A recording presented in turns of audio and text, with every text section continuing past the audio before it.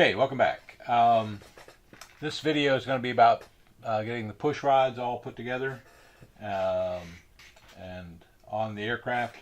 I've got the detail hot melt glue gun warming up over there, and off camera I went ahead and cut a hole in the bottom of the power pod so that the battery lead from the ESC can hang out and be hooked to the battery underneath. Okay, so now the first thing to do is get the aircraft operational. So I'm going to start with the aileron channel. That's the one with the blue wire here. Aileron servo lead. I'm going to make sure the black wire is in the correct direction, which is toward the bottom of the receiver, or to the maybe right side of the receiver, I guess, as you look at it. And I'm going to put the elevator servo wire into the elevator channel, which is right next to the aileron channel. So I got aileron and elevator servos in place with the ground wire from the two servo leads in the correct direction. So now I'm going to assemble this. First thing you do is put the bamboo skewers through the firewall. You pull this little bamboo skewer out and tuck those wires down in. Move the servo wires out of the way too. Make sure everything's tucked in well. Get the power pod down tight against the wing like that, and then put this bamboo skewer back in place. Let it come through the other side here. Okay. The other thing I do most of the time is, I'll grab a small rubber band and put that rubber band around that bamboo skewer in the back like this. Let's just make sure that bamboo skewer doesn't wiggle out. That's all it's for. Okay, so now that that's in place, got the battery lead hanging out, and somewhere around here I've got a battery. What I'm going to do now is just double check that the radio and all the connections are proper. And so the DX7 radio is on FT Flyer number 3, which is what this is. Just going to plug the battery in, not hook it up yet. I mean, not strap it down or anything. Okay, got two beeps. One beep is it's on. Second beep is that the motor brake is off. Okay. So now I'm going to try the two servos. Hopefully you can see this. I'll hold it up like this. I'll try the elevator servo first, which will be this one. Okay, so if I pull it back, the servo arm is going toward the front of the aircraft. That will pull this back this way. And if I move the aileron servo to the right, okay, that pushes it, looks like the wrong direction. Why is that? Alright, I guess the, let's see, yep, that's going to go, oh, it is going to go right. Okay, so it's in the right direction. Okay, so those two servos are moving correctly. Okay, so unplug that battery, turn the radio off, and everything's working right. So the next thing to do is to take the two servo wires, okay, and these are 1/16 servo wires, and they're 18 inches long, which means they're too long.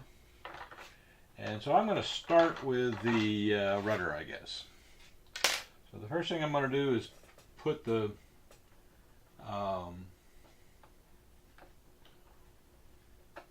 push rod through the quick connect on the servo. Here we go. Going to back out that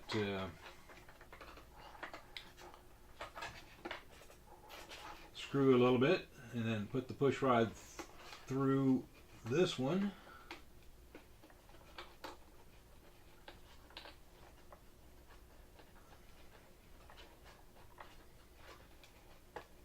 Okay. And now all I'm going to do is determine how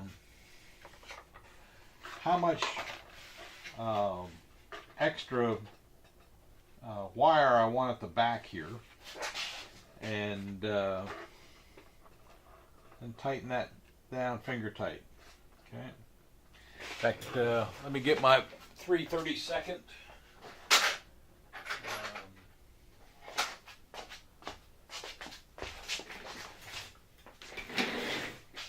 hex driver. I want to tighten it a little more than finger tight. Okay. Now you don't need a lot of adjustment on either side. What I'm doing here is making sure that that wire that's sticking out from the quick connect, I'll move it a little closer like that. Okay. So as you move that push rod, you don't want it to hit anything. So if you got it out too long, it could hit the rudder. So that's a good place right there. So I'm going to tighten that down.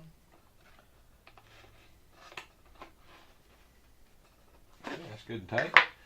Now obviously the one down here is too long. Okay. So we'll cut that off at a later time. Once we get everything good to go, centered up, we'll cut that off.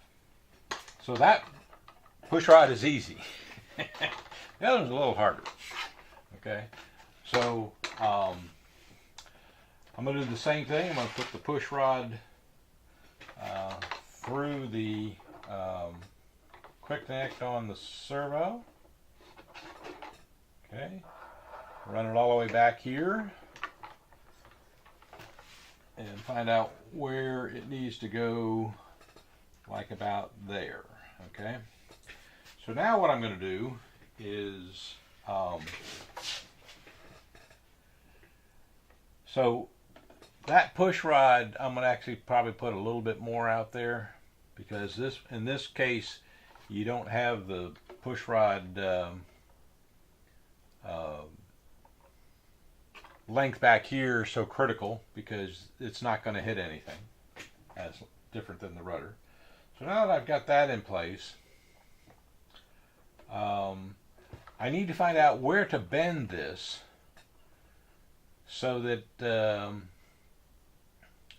it will clear the wing and go down to the rudder, to the elevator. So I'm going to bend it right here at the end of the wing, and I'm leaving an electron on that end. If I have to cut it, I'll cut it, but I don't want to have it too short either, so I'm going to leave a little bit out there like that. Okay, I'm going to hold this and then bend it down just a little bit. Okay, just with my fingers. It's not super critical. So now that that's bent, I got to put it back in here. Okay. And then have that push rod go into the quick connect on the elevator here. And obviously this is bolt is a little too tight.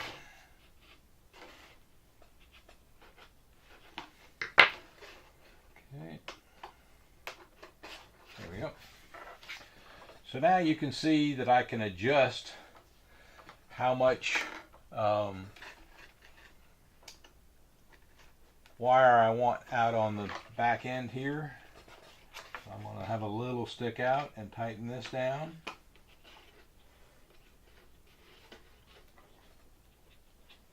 Okay. So now this is clearing this, and we'll test it in just a minute. So that's good and tight. Now we'll, so both of the control horn quick connects are tight enough. And I'm going to go ahead and tighten, well, no, I'm not going to tighten that yet.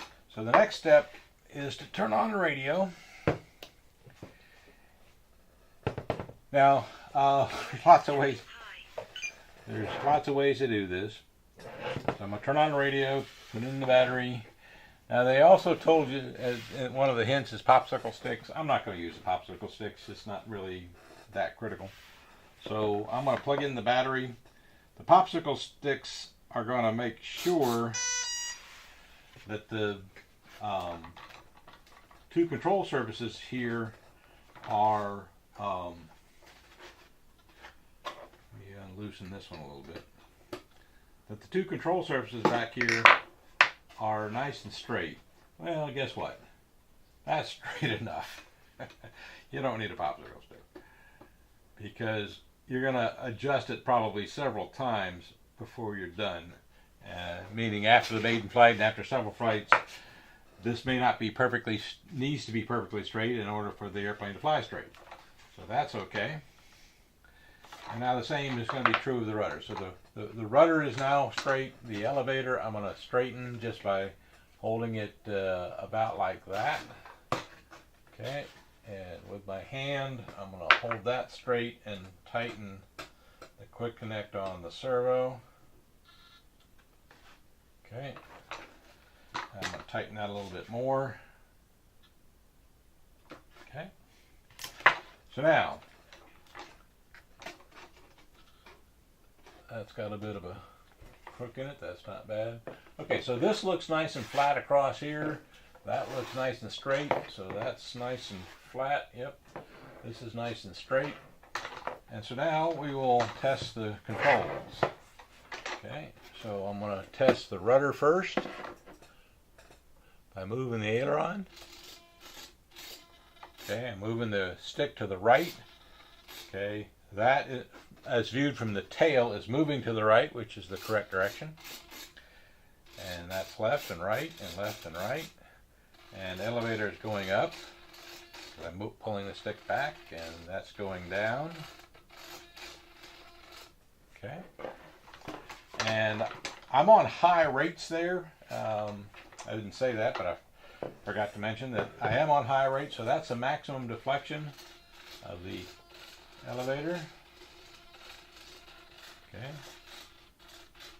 And this is the maximum deflection of the rudder. That's going to be more than enough to fly this thing. So now that those two are good, the centers are still looking good. I'm going to unplug the battery.